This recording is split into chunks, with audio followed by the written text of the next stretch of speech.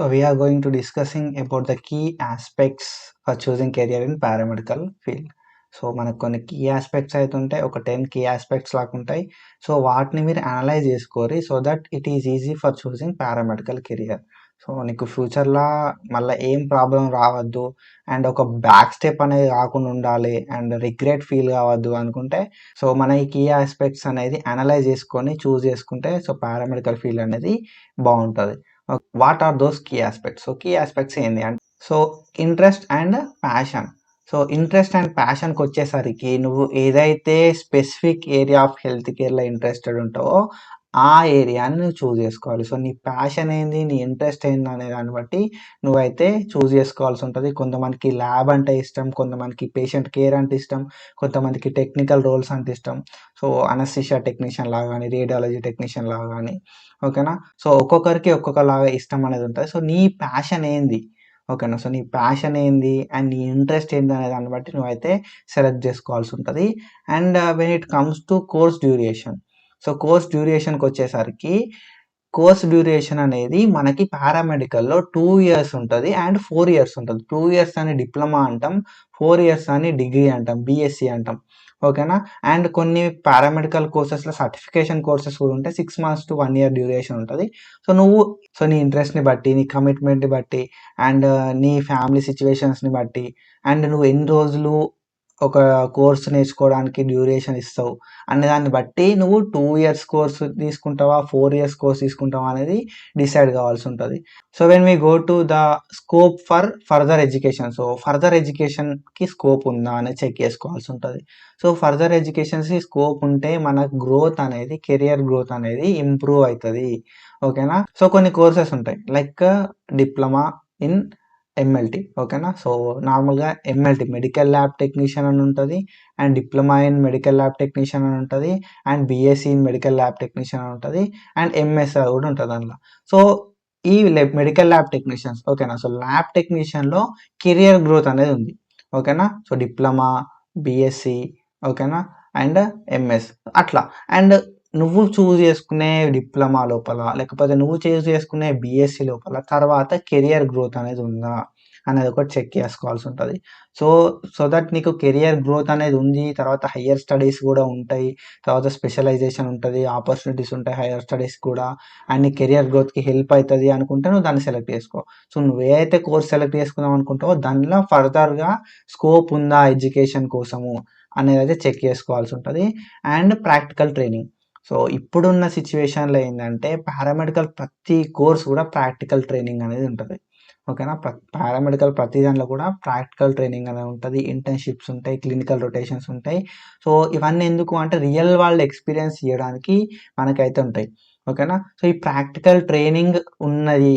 So నువ్వు దీనికి బ్లైండ్గా ఫిక్స్ కావాల్సింది ఏంటి అంటే ప్రాక్టికల్ ట్రైనింగ్ అనేది ప్రతి కోర్స్కి ఉంటుంది, ఓకేనా. సో నాకు బ్లడ్ అంటే భయం, నేను పేషెంట్ని ముట్టుకోలేను, నాకు పేషెంట్ అంటే భయం. సో అవేవి కూడా ఇన్సెక్యూరిటీస్ ఏవి కూడా ఉండొద్దు, ఓకేనా. సో ఇన్సెక్యూరిటీస్ ఏమి ఉండొద్దు, నువ్వు దేనికైనా కూడా రెడీ ఉండాలి. ప్రాక్టికల్ ట్రైనింగ్ అనేది ఉంటుంది అండ్ నువ్వు ప్రాక్టికల్ ట్రైనింగ్ ఉంటుంది కాబట్టి ఏదైతే ఇన్స్టిట్యూషన్ చూస్ చేసుకుంటావో ఆ చూస్ చేసుకున్న ఇన్స్టిట్యూషన్లో ప్రాక్టికల్ ట్రైనింగ్ అనేది ఇస్తారా అయ్యారా అనేది చెక్ చేసుకోవాల్సి ఉంటుంది. And this is about the practical training. And when we go to the faculty and expertise. So faculty and ఎక్స్పర్టైజ్కి వచ్చేసరికి సో ఎవరైతే ఫ్యాకల్టీ ఉంటారో, ఓకేనా. సో ఏదైతే నువ్వు చూస్ చేసుకుంటావు ఇన్స్టిట్యూషన్, ఆ ఇన్స్టిట్యూషన్లో ఫ్యాకల్టీ ఉందా, ఓకేనా. మొత్తం అందరూ ఫ్యాకల్టీ ఉందా, అన్ని కోర్సెస్కి ఫ్యాకల్టీ అవైలబుల్ ఉందా, ఫ్యాకల్టీకి ఎక్స్పీరియన్స్ ఉందా, వాళ్ళ క్వాలిఫికేషన్ బాగానే ఉందా అనేది చెక్ చేసుకోవాల్సి ఉంటుంది. సో నువ్వు ఎప్పుడైతే ది బెస్ట్ ఫ్యాకల్టీ దగ్గర ట్రైన్ అవుతావో, ఓకేనా. సో మంచి ఎక్స్పీరియన్స్, మంచి క్వాలిఫికేషన్ ఉన్న వాళ్ళ దగ్గర ట్రైన్ అవుతావు. So you can become an expert in learning, ఓకేనా. సో వాళ్ళు రిలవెంట్ స్కిల్స్ అనేది వాళ్ళకు ఉంటాయి. సో వాళ్ళకి రిలవెంట్ ఎక్స్పర్టైజ్ అనేది ఉంటుంది. సో దట్ నువ్వు వాళ్ళ దగ్గరికి వెళ్ళి నేర్చుకుంటే నువ్వు కూడా సో ఒక మంచి పారామెడికల్ టెక్నీషియన్ అవుతావు, ఓకేనా. So when it comes to the location and infrastructure. So location and ఇన్ఫ్రాస్ట్రక్చర్కి వచ్చేసరికి నువ్వు లొకేషన్ అనేది చెక్ చేసుకోవాల్సి ఉంటుంది ఇన్స్టిట్యూషన్ది. సో ఆ ఇన్స్టిట్యూషన్ ఎక్కడ ఉంది, సో ఒక సిటీలో ఉందా, ఒక పల్లెటూరులో ఉందా, సో సిటీ అవుట్స్కట్స్లో ఉందా, దానికి ట్రాన్స్పోర్టేషన్ ఎట్లుంది అనేది ప్రతి ఒక్కటి కూడా నువ్వు చెక్ చేసుకోవాల్సి ఉంటుంది. So that easy transportation. So, నీ ఈజీ ట్రాన్స్‌పోర్టేషన్ కోసం అయితే నువ్వు లొకేషన్ అనేది చూసుకోవాల్సి ఉంటది ఇన్‌స్టిట్యూషన్‌ది. And quality of its infrastructure. So, infrastructure అనేది చూసుకోవాల్సి ఉంటది. సో దట్ ఇన్‌ఫ్రాస్ట్రక్చర్‌లో ఇంక్లూడ్ ఏమైతాయంటే ఆపరేషన్ థియేటర్స్ ఉంటాయా? ఉండయా? సో, నీకు ప్రతీది కూడా మెషినరీ అవైలబుల్ ఉందా? లేదా? అడ్వాన్స్‌డ్ టెక్నాలజీతోటున్న మెషిన్స్ ఉన్నాయా? లేవా? అనేది మనం చెక్ చేసుకోవాల్సి ఉంటది. ఓకేనా? So, this is about the location and infrastructure and faculty expertise. So, when it comes to accreditation of the institution. So, నువ్వేదైతే ఇన్‌స్టిట్యూషన్‌లో ఆ కోర్స్ చేద్దాం అనుకుంటున్నావో, నువ్వు సెలెక్ట్ చేసుకున్న కోర్స్, లేకపోతే నీకు ఆ కోర్స్ ఆఫర్ చేసే ఇన్‌స్టిట్యూషన్ అనేది అక్రెడిటెడ్ అండ్ రికగ్నైజ్ అయిందా అనేది చూసుకోవాల్సి ఉంటది. సో, ఏవైతే రిలవెంట్ మెడికల్ అథారిటీస్ గానీ, ఎడ్యుకేషనల్ అథారిటీస్ ఉంటాయి. సో, వాటితోటి ఇది రికగ్నైజ్ అయిందా లేదా అనేది తెలుసుకోవాల్సి ఉంటది. So, accreditation of the institution అంటే ఇది. And when we go to the job opportunities. So, job opportunities వచ్చేసరికి జాబ్ ఆపర్చునిటీస్ మీద నువ్వు ఒక రిసర్చ్ అనేది చేయాల్సి ఉంటది. సో, డిమాండ్ ఉందా లేదా? సో, ఎప్పుడైతే నువ్వు ఈ ప్రొఫెషన్‌లోకొస్తావో, ప్రొఫెషన్ చేసిన తర్వాత ఎడ్యుకేషనల్ క్వాలిఫికేషన్ వచ్చిన తర్వాత నువ్వు ఒక రిసర్చ్ అయితే చేయాల్సి ఉంటది. సో, నీకు ఈ ప్రొఫెషన్‌లో డిమాండ్ అనేది ఉందా లేదా? సో, నువ్వు ల్యాబ్ చూసుకుంటావా? టెక్నీషియన్స్ తీసుకుంటావా? రేడియాలజీ టెక్నీషియన్ తీసుకుంటావా? అనస్థీషియా టెక్నీషియన్ తీసుకుంటావా? నువ్వేది తీసుకున్నా కూడా అందులోపల జాబ్ ఆపర్చునిటీస్ ఉన్నాయా? ఆ కోర్స్‌కి డిమాండ్ ఉందా? అండ్ ఫ్యూచర్‌లో ఆ కోర్స్ ఎట్లుంటది అనైతే నువ్వు రీసెర్చ్ అయితే చేయాల్సి ఉంటది. సో, నీకు తెలిసిన సీనియర్స్ గాని, తెలిసిన ఎవరైతే ఉంటారో మెడికల్ ప్రొఫెషన్‌లో ఎవరైతే సర్వైవ్ అయితున్నారో వాళ్ళని అడిగితే వాళ్ళైతే చెప్తారు. ఏదైతే ఈ కోర్స్‌కి ఆపర్చునిటీస్ ఉంటాయా ఫ్యూచర్‌లా? సో, ఆ ఆపర్చునిటీస్ గవర్నమెంట్ సెక్టార్‌లో ఉంటాయా? ప్రైవేట్ సెక్టార్‌లో ఉంటాయా? అనేది తెలుసుకొని నువ్వు నీ కోర్స్‌ని చూజ్ చేసుకుంటే బెస్ట్. ఓకేనా?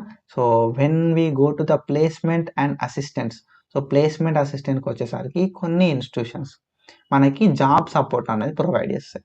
After completion of your course, after getting your certificates ఏవైతే ప్రైవేట్ ఇన్‌స్టిట్యూషన్స్ ఉంటాయో, ఆ ప్రైవేట్ ఇన్‌స్టిట్యూషన్స్ ఏం చేస్తాయంటే జాబ్ ప్లేస్‌మెంట్ అనేది ఇస్తాయి. ఓకేనా? సో, ప్లేస్‌మెంట్ అసిస్టెంట్ అనేది ప్రొవైడ్ చేస్తాయి. In case of private institutions. So, when it comes to government institutions నీకు ప్లేస్‌మెంట్ అసిస్టెన్స్ ఏమి ఇయ్యవు కానీ, అవైతే ఒక బెటర్ ఎక్స్‌పీరియన్స్‌నయితే నీకిస్తాయి. ఓకేనా? సో, నువ్వు ఎక్కడికెళ్ళినా కూడా నువ్వు నువ్వు ఈ కాలేజ్‌లో చదివినావు, ఈ గవర్నమెంట్ ఇన్‌స్టిట్యూషన్‌లోకెళ్ళి నువ్వు పాస్డ్ ఔట్ అయినావు అండ్ ఏదైనా ఒక ప్రైవేట్ పెద్ద ఇన్‌స్టిట్యూషన్‌లోకెళ్ళి నువ్వు పాస్డ్ ఔట్ అయినావు అంటే, వాళ్ళు నీకు అసిస్టెన్స్ ఇయ్యకపోయినా గూడా, జాబ్ అసిస్టెన్స్ గాని, ప్లేస్‌మెంట్ అసిస్టెన్స్ ఇయ్యకపోయినా గూడా, నీకు ఆ పేరు ఆ ఇన్‌స్టిట్యూషన్ పేరు చెప్తే you will get that job. ఓకేనా? సో, ఇన్‌స్టిట్యూషన్ నీకు జాబ్ ప్లేస్‌మెంట్ ఇయ్యకపోయినా గూడా, ఆ ఇన్‌స్టిట్యూషన్ పేరు చెప్తే నీకు కొంచెం బెనిఫిట్ అయ్యేలాగా ఉండాలి. సో దట్ ఇన్‌స్టిట్యూషన్‌ని చూజ్ చేసుకునేటప్పుడు బెస్ట్‌గా చూజ్ చేసుకో. అండ్ కొన్ని ఇన్‌స్టిట్యూషన్స్, ప్రైవేట్ ఇన్‌స్టిట్యూషన్స్ అయితే జాబ్ ఆపర్చునిటీ కూడా ప్రొవైడ్ చేస్తాయి. సో, ఏవైతే అట్లాంటి ఇన్‌స్టిట్యూషన్స్ ఉన్నాయో వాటిని సెలెక్ట్ చేసుకుంటే బెస్ట్. సో దట్ నీకు గ్రాడ్యుయేషన్ అయిపోయిన తర్వాత నీకు ఎప్పుడైతే సర్టిఫికేట్ వస్తదో, నువ్వు ఈజీగా ఒక ఫీల్డ్‌లోకి అయితే ఎళ్ళిపోవచ్చు without any struggle. So, when it comes to affordability and scholarships. So, మనకైతే స్కాలర్‌షిప్స్ అయితే అవైలబుల్ ఉంటాయి. అండ్ నువ్వు ఏదైతే గవర్నమెంట్ ఇన్‌స్టిట్యూషనో, ప్రైవేట్ ఇన్‌స్టిట్యూషనో సెలెక్ట్ చేసుకుంటావో అప్పుడు ఆ స్కాలర్‌షిప్ వస్తదా? రాదా? అనేది నువ్వు కొంచెం అనలైజ్ చేసుకోవాల్సి ఉంటది. అండ్ ట్యూషన్ ఫీ ఎంత ఉంది? స్కాలర్‌షిప్ వస్తదా? రాదా? అండ్ కోర్స్ అయిపోయే వరకి మొత్తం ఎంత అయితది? ఖర్చనేది నువ్వు కొంచెం ఓవరాల్ ఎస్టిమేషన్ అనేది నీకుండాలి. సో దట్ ఏందంటే నీ కోర్స్‌కి ఎంత కాస్ట్ అయితదనే ఐడియా ఉంటే, సో నీ ఫైనాన్షియల్ సిట్యుయేషన్‌ని బట్టి, నీ ఫ్యామిలీ సిట్యుయేషన్స్‌ని బట్టి నువ్వు ఆ కోర్స్‌ని తీసుకోవాలా వద్దా అనేది డిసైడ్ కావాల్సి ఉంటది. సో, ఒకవేళ కోర్స్ మనీ అనేది ఎక్కువైతుంది. కోర్స్‌కి ఫైనాన్షియల్‌గా మీ ఇంట్లో సపోర్ట్ అయితలేదంటే నువ్వు గవర్నమెంట్ ఇన్‌స్టిట్యూషన్ చూజ్ చేసుకుంటే బెస్ట్. సో, గవర్నమెంట్ ఇన్‌స్టిట్యూషన్‌లో అయితే ఎంత అయితుంది ట్యూషన్ ఫీ కానీ, స్కాలర్‌షిప్ ఎంత వస్తుంది? సో, దానికి దీనికి ఈక్వల్ అయితుందా లేదా? అనేది నువ్వు డిసైడ్ అయ్యి స్కాలర్‌షిప్స్ వస్తాయా లేదా అని డిసైడ్ అయ్యి so, you can join into that particular course. So, అట్లా చూజ్ చేసుకోవాల్సి ఉంటది. స్కాలర్‌షిప్ వస్తదా? రాదా? అని చెప్పి. So, this is about our aspects. So, ఏవైతే ఈ యాస్పెక్ట్స్ ఉన్నాయో 10 యాస్పెక్ట్స్‌ని మీరు కన్సిడర్ చేసుకొని, సో, మీరు ఏదైతే పారామెడికల్ కోర్స్‌ని చూజ్ చేసుకున్నారో దాన్నైతే కన్ఫర్మ్ చేసుకోరి. సో దట్ ఈ యాస్పెక్ట్స్ మీకు ఎట్లా హెల్ప్ అయితాయనేది ఆల్రెడీ మనం డిస్కస్ చేసినాం. సో, ప్రతి యాస్పెక్ట్‌కి గూడా ఒక యూనిక్ రోల్ అనేది ఉంది. సో, నీ సిట్యుయేషన్‌ని బట్టి, నీ ఫైనాన్షియల్ కండిషన్, నీ ఫ్యామిలీ స్టేటస్, నీ డ్యూరేషన్, సో, ప్రతి దాన్ని బట్టి, నీ నాలెడ్జ్‌ని బట్టి, నీ కేపబిలిటీ, నీ ఇంట్రెస్ట్, సో, ఇవి అన్నిటిని బట్టి నువ్వు ఒక కోర్స్‌ని డిసైడ్ కావచ్చు. So, this will help in choosing the best paramedical course. So this is from my side. Follow for more content. Thank you so much. Signing off.